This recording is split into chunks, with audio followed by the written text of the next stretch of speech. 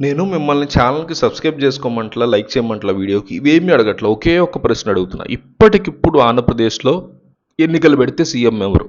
Chandrababu CM, Jagan CM. Chandrababu CM, Jagan CM. ఈ రెండిట్లో ఒకే ఒక్క పదాన్ని మీరు కామెంట్ చేయండి. ఆంధ్రప్రదేశ్ ప్రజానీకం ఈ సర్వేలో ఎవరి వైపు ఉన్నారు అనేది ఈ ఒక్క దెబ్బతో తేలిపోవాలి. మిస్ అవ్వకుండా ప్రతి ఒక్కళ్ళు కామెంట్ చేయండి. ఆంధ్రప్రదేశ్ రాజకీయాల్లో ఒకప్పుడు వైఎస్ఆర్ కాంగ్రెస్ పార్టీకి కంచుకోటగా ఉన్నటువంటి ప్రాంతాల్లో పశ్చిమ ప్రకాశం ప్రాంతం కూడా ఒకటి ఖచ్చితంగా. అసలు జగన్ అంటేనే పశ్చిమ ప్రకాశం, పశ్చిమ ప్రకాశం అంటేనే జగను అనేటువంటి ఒక రాజకీయం ఎప్పుడు నడుస్తూ ఉండేది. కానీ ఇప్పుడు సీన్ ఒక్కసారిగా రివర్స్ అయిపోయిన పరిస్థితి నడుస్తుంది. ఎన్నికల ఓటమి తర్వాత అక్కడ పార్టీ పరిస్థితి రోజు రోజుకి దారుణంగా దిగజారిపోతుంది. చిన్న చితకా కాదు.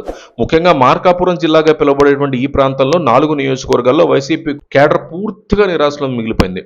పార్టీ అధిష్టానం తీసుకుంటున్నటువంటి నిర్ణయాలు, సామాజిక సమీకరణాలని పట్టించుకోకపోవడం, క్షేత్రస్థాయిలో నాయకులు, కార్యకర్తలు జగన్మోహన్ రెడ్డి దారిని వదిలేసి ఎవరి దారి వారు చూసుకునే పరిస్థితి ఉంది ఈ ప్రాంతంలో. జగన్ నమ్ముకున్న వ్యూహాలు ఇక్కడ అట్టర్ ఫ్లాప్ అవడమే కాకుండా పార్టీని కోలుకోలేని ఒక చావు దెబ్బతీసాయని చెప్పుకోవాలి.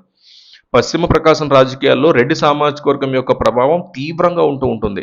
జనాభా పరంగా, రాజకీయంగా వాళ్ళు చాలా కీలకంగా ఉండే ప్రాంతం ఇది. అయితే జగన్ ఇక్కడ అమలు చేసినటువంటి సోషల్ ఇంజనీరింగ్ అస్సలు వర్కౌట్ అవ్వకపోగా దెబ్బతినింది. కనిగిరి లాంటి చోట రెడ్డి సామాజిక వర్గం బలంగా ఉంటే అక్కడ యాదవ అభ్యర్థిని రంగంలోకి దించి నిలబెట్టడం అనేది భారీ మైనస్గా మారింది ఈ పార్టీకి. తెలుగుదేశం పార్టీ తెలివిగా ఇక్కడ రెడ్డి అభ్యర్థిని పెట్టి వైసీపీ ఓటు బ్యాంకుని చీల్చి అవతల పడేసింది. అలాగే మార్కాపురం ప్రాంతంలో కూడా వైశ్య సామాజిక వర్గానికి సీటు ఇవ్వటం వల్ల రెడ్డి నాయకులు పార్టీకి తీవ్రంగా దూరమైపోయారు. ఇలాంటి తప్పులు 2-3 చోట్ల చేసేసరికి పార్టీ కోసం పనిచేసేటువంటి కార్యకర్తలు పనిచేయడం మానేశారు.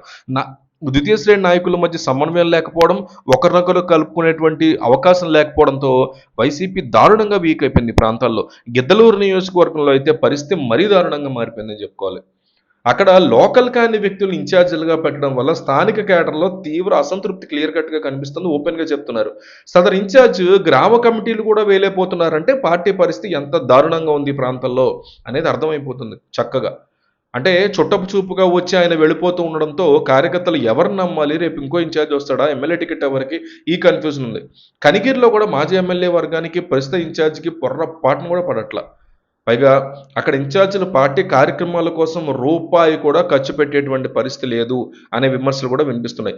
డబ్బులు తీయడానికే ఇన్ఛార్జీలు వెనకాడుతుంటే కేడర్ మాత్రం జగన్ కోసం మేమెందుకు కష్టపడాలరా బాబు అనే ఫీలింగ్లోకి వచ్చేసారు నెమ్మదిగా.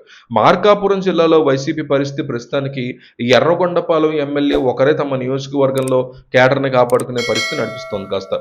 ఆయన అందరినీ కలుపుకుని పోతూ జగన్ దగ్గర మంచి మార్కులు కొట్టేసిన మిగిలినటువంటి 3 నియోజకవర్గాల్లో మాత్రం వైసీపీకి భవిష్యత్తు ఏమాత్రం కూడా కనిపించే పరిస్థితి లేదు.